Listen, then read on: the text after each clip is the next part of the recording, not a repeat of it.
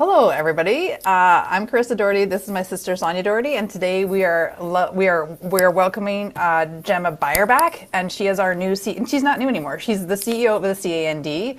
You've had your first actual full year now, so new is not happening. But yeah, we wanted to get to know a little bit about you, Gemma, and maybe for those that want more on the CAND, maybe what's up and exciting. Awesome. I'm so excited to be here. I wore a scarf for this. I want everyone to know that. I really got dressed up.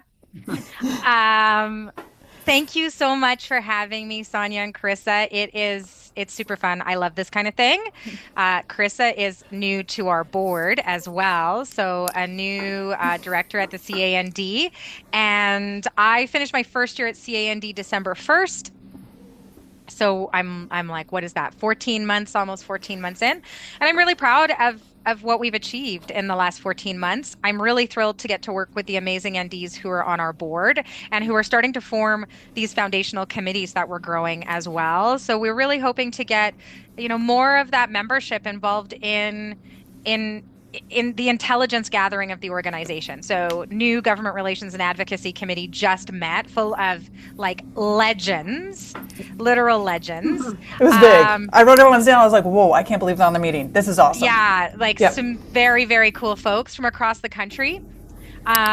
We've got a national ad advisory group, which has an acronym of NAG, which for, obvious reasons, I just think is so very funny.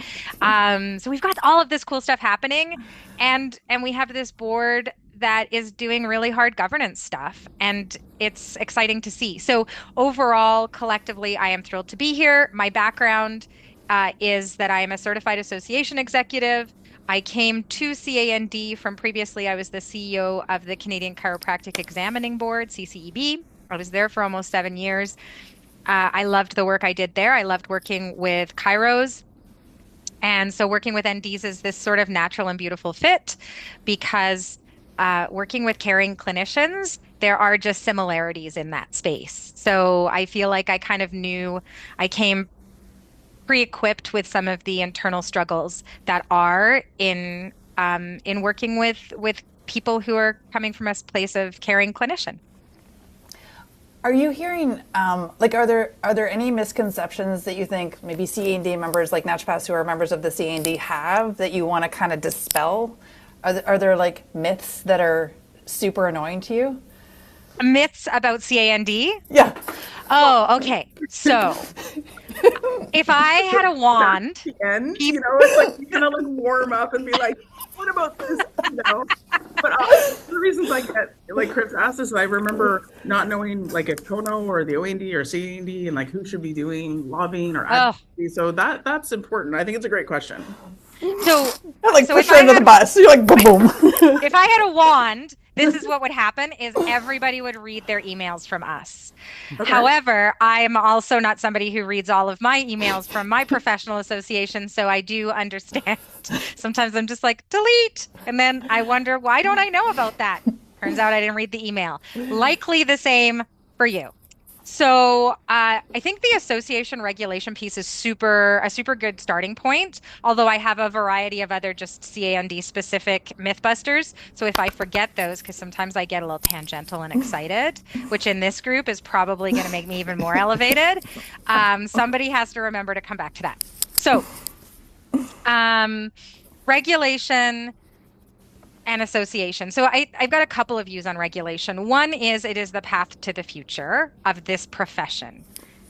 And you are not always going to like it. Two truths. The reason it's the path to the future is until we have regulation across the country, and we still have provinces working on that. And literally every single province provincial association is actively working on regulation. So nobody is sitting around being like, "Ooh, we're living our best lives without regulation." Those provinces that don't have regulation are experiencing the struggles that are people pretending to be naturopathic doctors that are not, and the risks to the public and the risks to the profession that go along with that, and having no teeth to deal with it. So if you are in a regulated jurisdiction, you may dislike a lot of things about that, and those might all be true struggles, but you are far better off than folks who are still trying to get there. So be at least minorly happy about that. Regulation has a singular focus of public protection at a very basic level. So if you think about the job of the regulator is to protect the public. If we sort of think very simplistically like that, then the job of the association is to protect the profession. It's the reason why, over the course of probably the last decade, we've really seen a tearing apart of what used to be co-regulator association bodies. This happened in multiple professions. And so what happened was a regulator formed, focus, public protection, association formed separately, focus, professional protection. And this matters because if you're trying to do both, there's obviously an inherent tension there. Now, people might say, and I have heard this in other professions, well, what's good for the public is good for our profession. Yes, and. Yes, and. We need to be advocating for the profession to make sure that we're advancing the profession because public protection can happen in stasis. So the public can be protected where we are right now, today. The profession can be protected by us thinking about the future and driving towards the future and thinking about what's happening next, what's happening in research, what's happening in education, what's happening within the profession in terms of modalities. How can the public be better served? Let's champion that. Let's show you why the public is not at risk if NDs are involved in this activity, because here we are demonstrating that. So I think if you think about, the regulator is protecting the public, and if you want to practice, you have to participate in that sphere in regulated jurisdictions. That's not optional. The association is optional. You don't have to be a member of our association. And our job is to work on your behalf. So that's sort of at a base level what's happening in both. The further nuance, and this is not unique to naturopathic medicine, is that there are provincial associations and a federal association. And we serve different roles, but we've been doing a ton of collaboration. And I think that's maybe one of the CAND myths is that, why aren't you collaborating with the provinces? And we are. So naturopathic medicine, quite literally in the association space, at a guess, has less than 10 paid staff across the country. Wow. So take a moment and think about that because it's pretty huge. And that might be a high estimate. Like there are not a ton of people who are being paid as their job to support this profession at the association level. So it is a very small number of people who are trying very, very hard to advance the profession as their full-time job. So I meet monthly with the CEO of BC ND and the CEO of OAND, and those are sort of the two that have full-time paid CEO leadership staff. And so we meet every single month and we just talk about what's going on. We're constantly talking about collaboration. How can we support you? Here's an issue that was raised with us that actually we think is maybe something that you can advance provincially in a better way. So that work is always happening. And if OAND or BCND were to say, hey, can you write a supporting paper? Do you have some research on this? Can you write a submission? We're there for them. The smaller associations, we work really hard to support towards regulations. So we've got a lot going on in the Maritimes, Atlantic Canada. I got to think, Atlantic Canada, you don't say the Maritimes. We're Maritimers, so that's super awkward. Our folks are Maritimers, so you can't say that anymore? I don't think so, but okay. I might be wrong because I'm not. So I defer to those who are. But nonetheless, in the unregulated provinces in Atlantic Canada, we're working with all of those associations in their sort of at varying levels of regulation, and that's really exciting. We're having great conversations in Quebec about helping and supporting them in regulation, also exciting. And we're here to support other associations however we can across the country. So we started what used to be, I think it used to be called the CNCC. We've relaunched it as the CNLA. So it's the Canadian Naturopathic Leadership Assembly. And that launch, we brought in all of the associations, plus regulators, plus education institutions. Mm-hmm. So we've been able to bring that group together by switching it a little bit in terms of not making it seem that there is any coordination because the regulators are uncomfortable with that. Why? Remember, their job is public protection and ours is protecting the profession, and there's an inherent tension. So now we're calling it a leadership assembly, and it's this place where we can all get together and talk about what's happening so that we're aware. It doesn't mean that we're going to influence regulators, but if they don't know what's going on because nobody has alerted them, maybe there is influence to be had there. We don't know, right? So this sense of just real collaboration is something that we really care about. At CAND and are super excited about.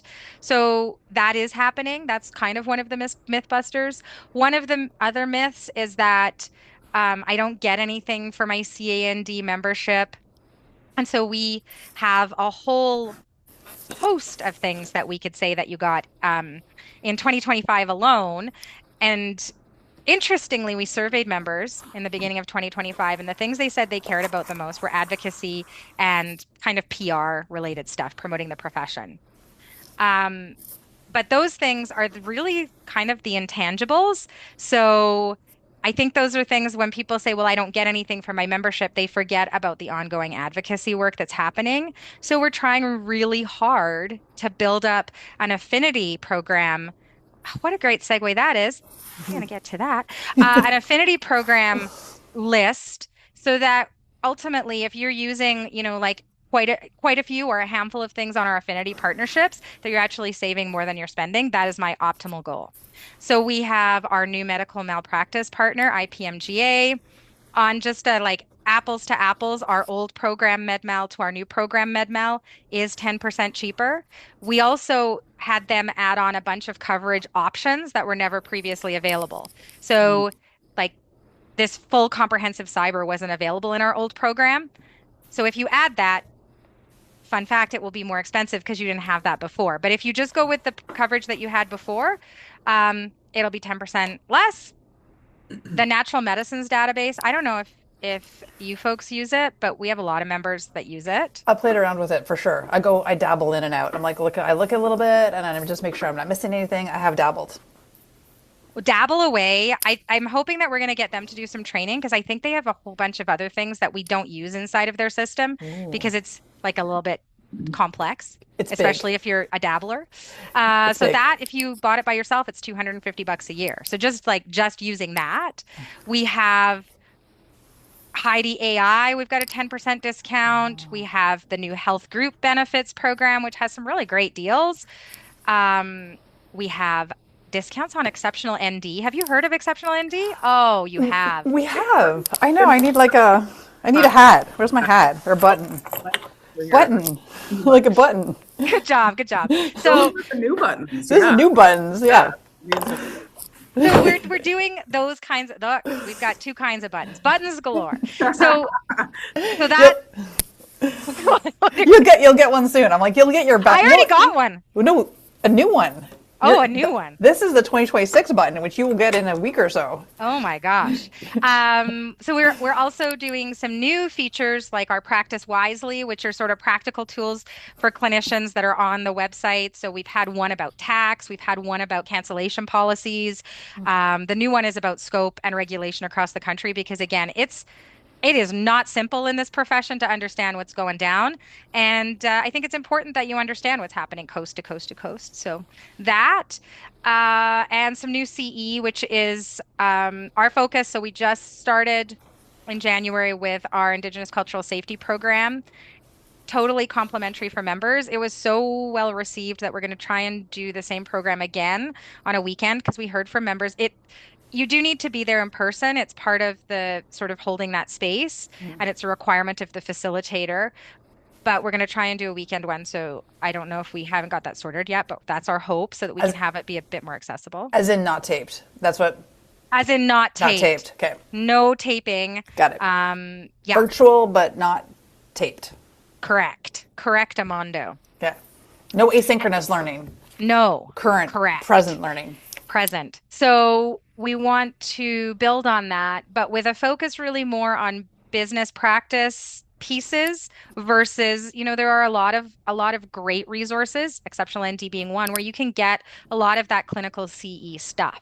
We don't need to eat anybody else's lunch, but the space where we'd like to fill some gaps is in that business development piece. So, one of the ones that we have coming up later in the year is what do you need to know about leasing a space? So these are things that as a clinician, you don't get taught in school, I assume. And these are spaces that can be super complicated and a bit intimidating. So if we can just help unravel some of that for folks, I think that's one of our hopes. I've rambled quite a bit now, so I'll let you ask another question. This is perfect. Yeah, I think that people don't necessarily always have the time, or they don't really kind of get a full idea of what the CAND offers or what the CAND does. And I think the older I get in my life, I think the more important it is for me to understand that and be supportive of our associations, right? And not necessarily in the way that you are, Carissa, as a board member, but just know what's happening, and not necessarily even if there's decisions where I'm like, well, I don't necessarily agree with that, but at least I understand how that decision was made and what it means for the naturopathic profession. So I think the process it took, like it wasn't a one-off. Yeah. Yeah, so I've been really impressed by, first of all, meeting you in Saskatchewan because I met you before Carissa did, and you're just, you're full of life. You're passionate about your life in general, but certainly your new opportunity here with the CAND. So I've loved watching that sort of evolve over the last 14 months. I think this profession is in its moment, and um, I have a variety of observations. So the first is it was interesting at our government relations and advocacy committee meeting, with like this brain trust. One of the comments was, "You're never going to get this profession to agree on everything." No, I'm not. I have no intention of doing that. The intention is not to create a narrower door, but to create a bigger room. We're not trying to make naturopathic medicine fit into a tiny little box that makes everybody feel comfortable. That's okay. It doesn't have to, because you are trained in a scope that is vast. And the community you serve is also vast. And things even inside of this profession that work for somebody might not work for somebody else. A personality connection might not be right for one patient, but is right for another patient. We don't want everybody to be the same. One size fits all healthcare is failing. We already know that. So let's not try to be one size fits all healthcare. Let's not make that the path forward, but let's make that weakness our strength. And years ago, I have no idea who told me this, and they probably didn't come up with it themselves, but they did say, like, you need to make your weakness your strength. So if you're small, make being small your strength. And we are small. But if you have this diversity, celebrate it. This is amazing. Yeah, it's not for everybody, each piece of this puzzle.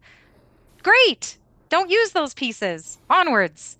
So I think that's the great message of this medicine and of the people who practice naturopathic medicine, is that you can find yourself as a patient, you can find yourself somewhere. You can find people who understand what you're going through, who have expertise in helping people in your space, and you can be a partner on that journey. And I think it's like all of the missing puzzle pieces of healthcare. And one of the things that is the messaging that we're taking when we're talking to government is you keep talking about healthcare as if you're going to solve it with the same three pieces. Like, no matter how you put those pieces together, it's not working. You need to open up and be curious, at least curious, about what could healthcare look like if we focused on preventative medicine, for example.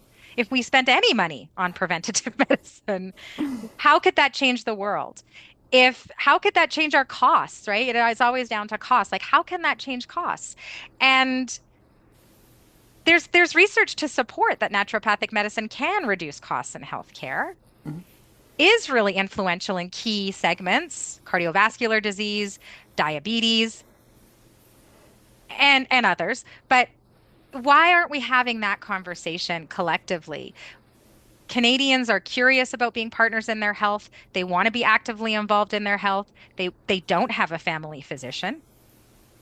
So we have NDs who are functionally primary care providers.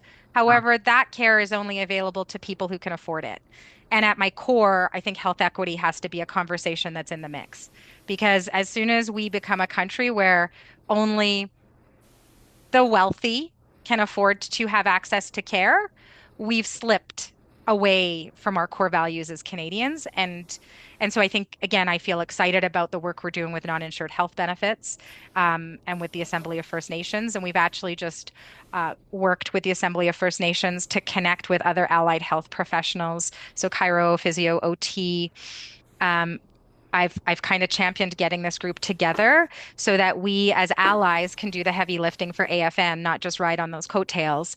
And we can work together in partnership to say this healthcare is necessary, is required, is beneficial.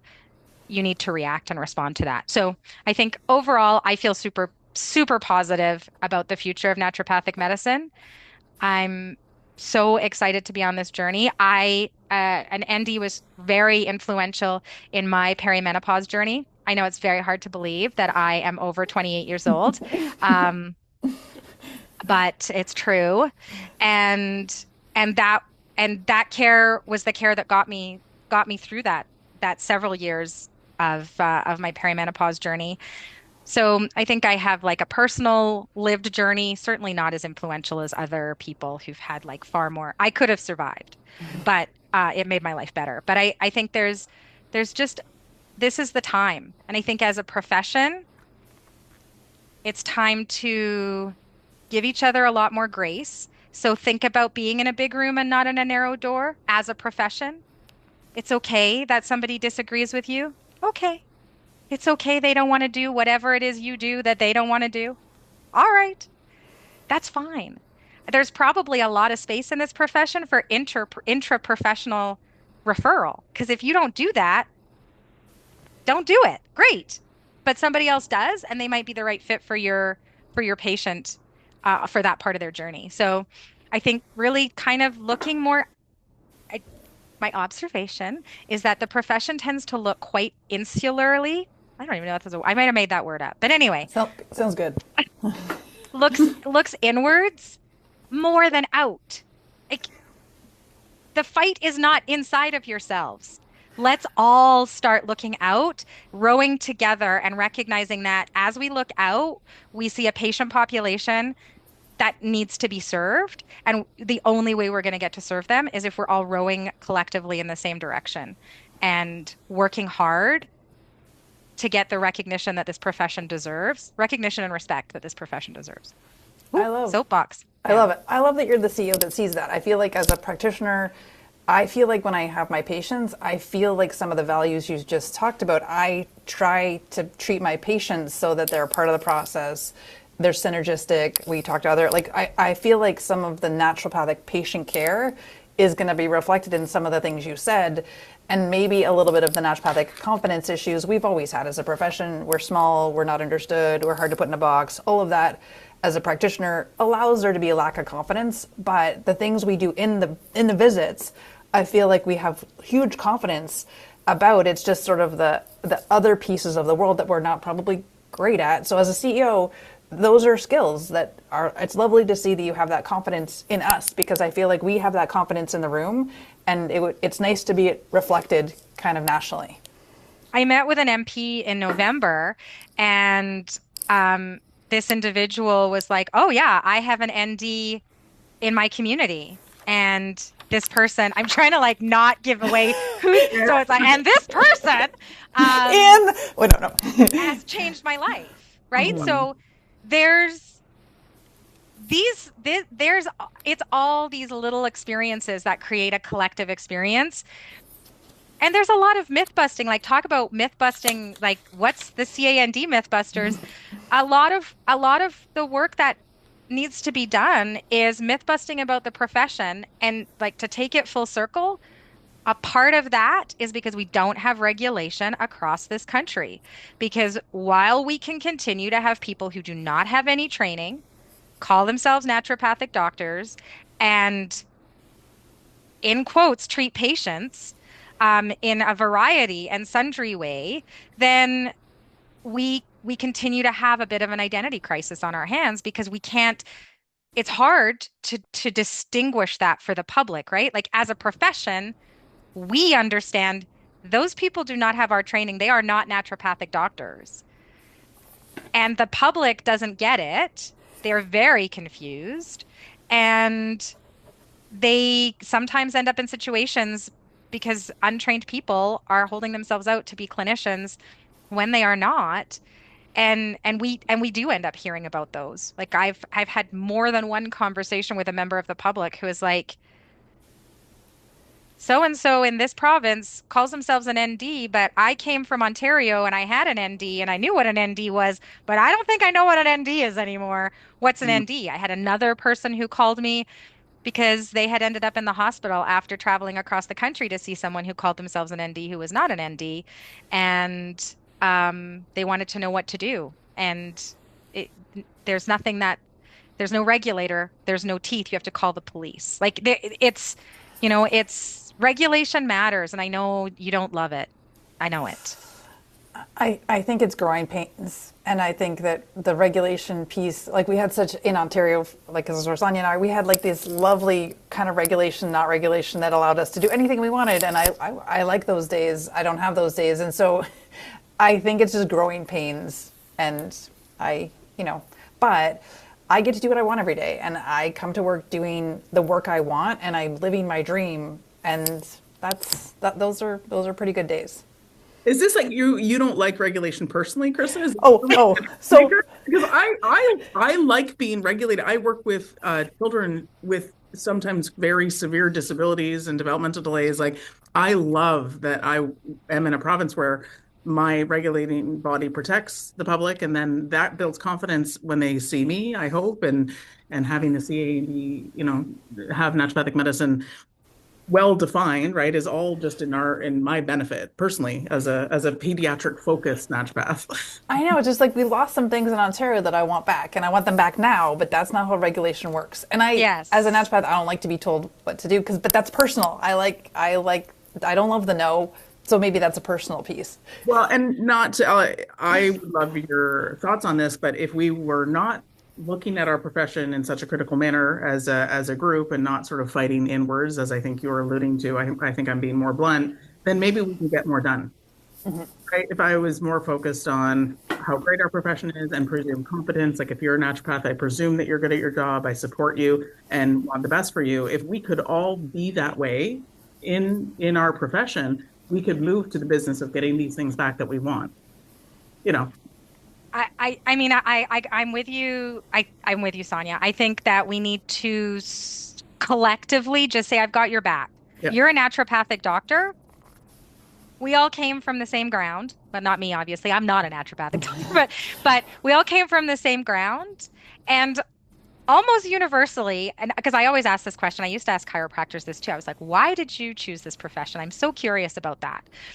And there are two answers from naturopathic doctors. One is, I had a great experience with a naturopathic doctor, and that's very similar actually in chiropractic. The research says that's sort of how you kind of grow up from that. That makes perfect sense. But another one is that I actually was thinking of being a medical doctor, but I wanted to do medicine differently.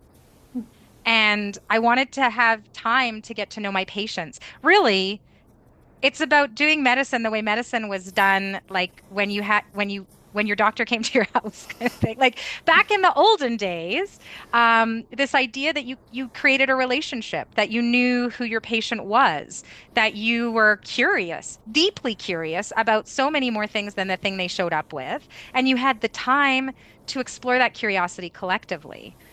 And I think that is some of the magic that happens in the naturopathic patient encounter, is that sometimes I show up thinking I know the problem, especially probably with Google. I can only imagine being a doctor with Google. It must be really painful.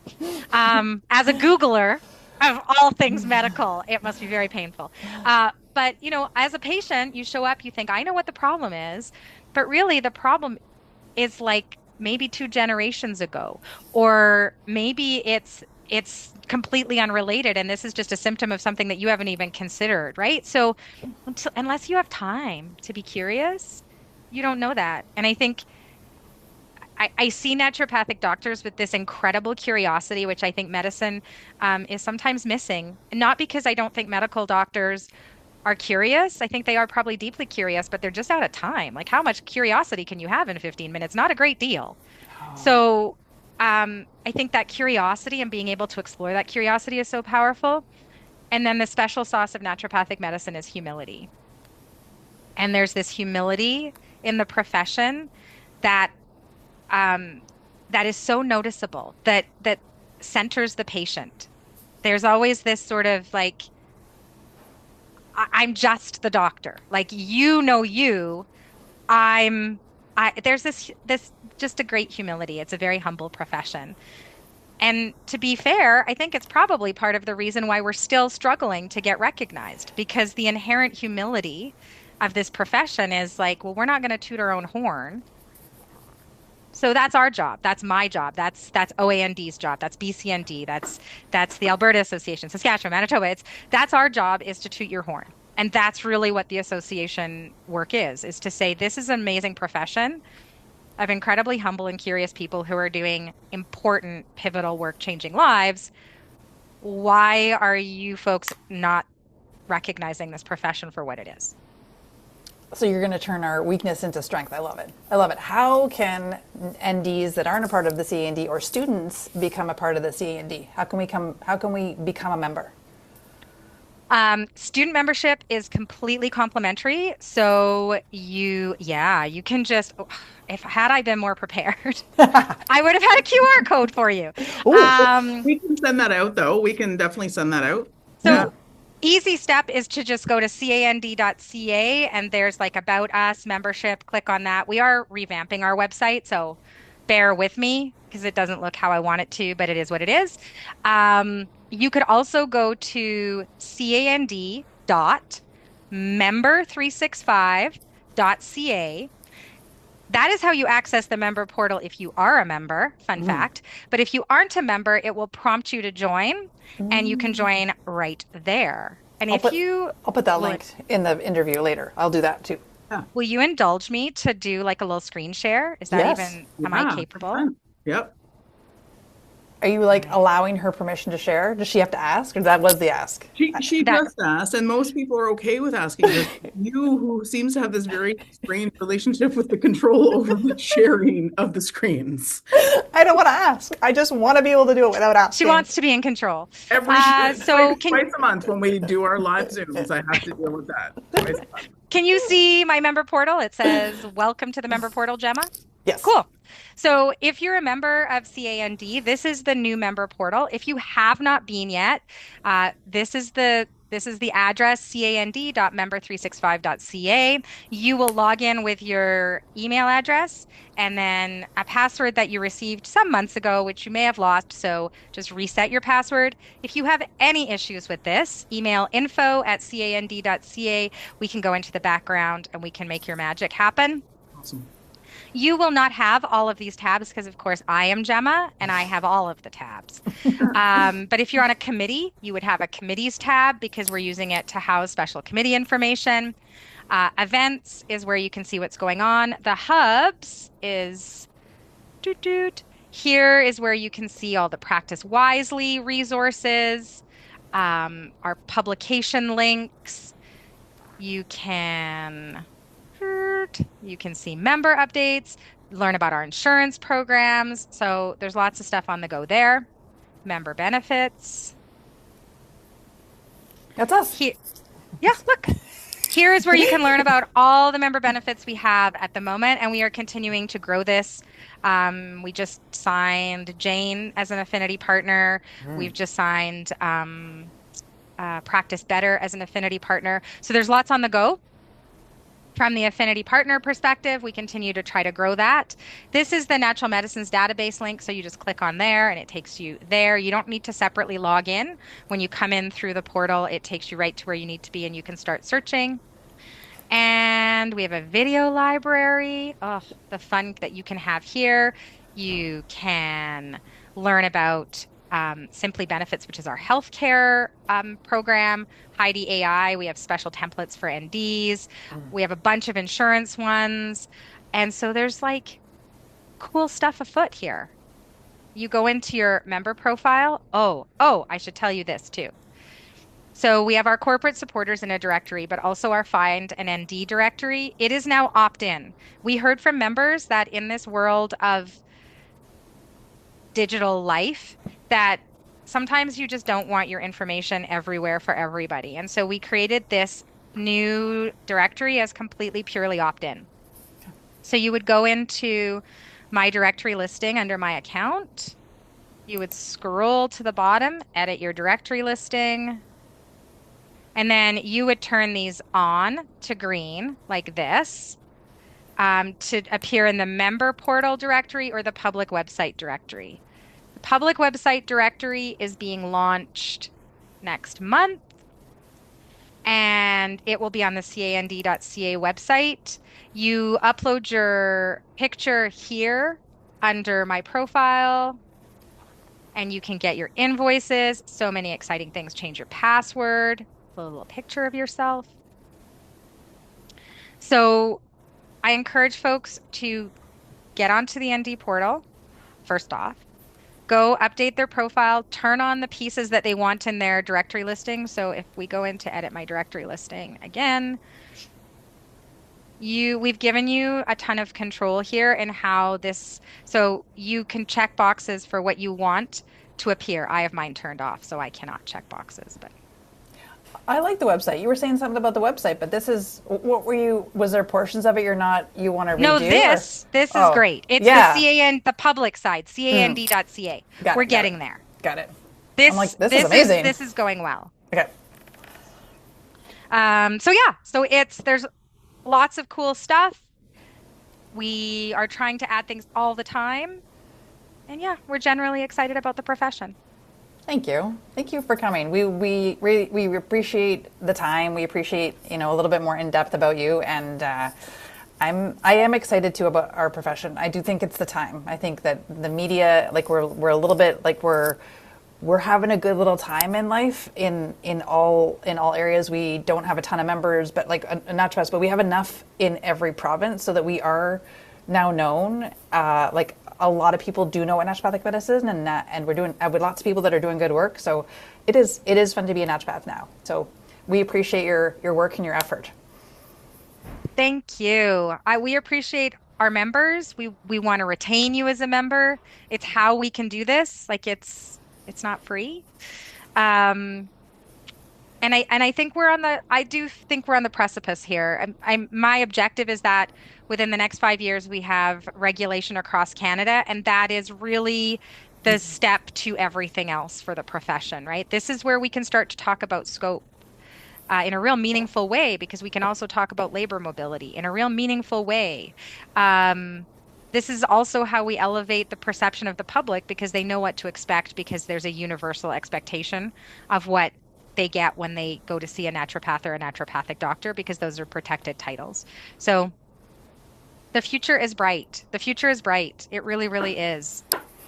I'm excited for this, NDs who are just starting out in school now. 4 years from now, in my world, we're going to be 1 year away from the whole country being regulated.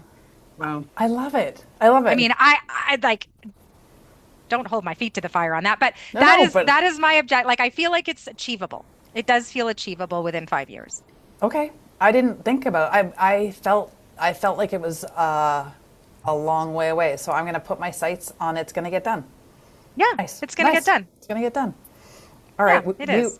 Thank you. Yeah, I mean, I found you from like you're authentic, you're passionate. I love that you have a plan. I feel since you've come on board, my trust in our federal sort of plan and association has increased, and so has my understanding, and even more so today. So I just encourage everyone, if you have questions, reach out.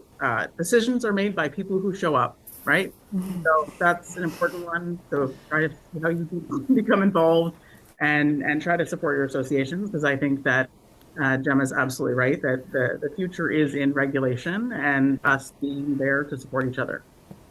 Yeah, totally. I do this thing every year where I have 3 words for myself. And they kind of become my own little like value statements. And so this year is patience. I'm a terribly impatient person. It's just facts. So patience, presence. So just like really being present in the moment, which I'm also not fabulous about. I think it's tied to patience.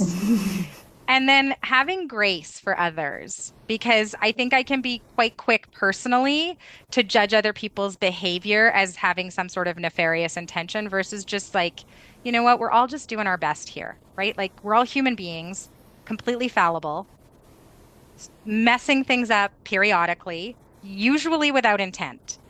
And I want to try to bring that in my interactions with other people, so giving them grace. And so I think my request is that others adopt that also word and give us as CAND some grace. Like we're going to screw things up. We're going to have a typo. We're going to not do things the way you would do them. And we're just doing our best. Like nobody is trying to harm you at CAND, OAND, BCND, any of the NDs across the country. We're all just doing our best.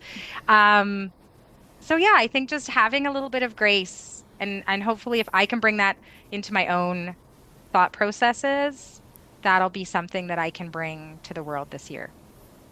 We do it in visits, so doing it to ourselves, to our colleagues, seems like it wouldn't be so much. I think it's not something we don't know how to do as naturopaths, like you say. Yeah. We've got to be more forgiving to each other, which is hard, but I think it's a good little reminder. Yeah, and it takes great leadership. So thank you so much. I'm excited for what's happening now and things to come, and then we're gonna let you go because we know you're a busy lady. So thank you so much. And we will see you at our conference on the 6th, February 6th. Because I got a button for you. Right here, got a button. And a hat. And a hat. I already have a hat. We might even have a blanket for you. We got I love a blanket. I do love a blanket. You can't go wrong with a blanket. My office is like subterranean, and so I'm wearing a scarf. This was for fashion, but I also have a blanket on right now. We will carry one home for you. Leave room in your carry-on or your luggage. I will. Okay. All right. Thank you for today. Thank you. Thank you so much. Take care. Bye.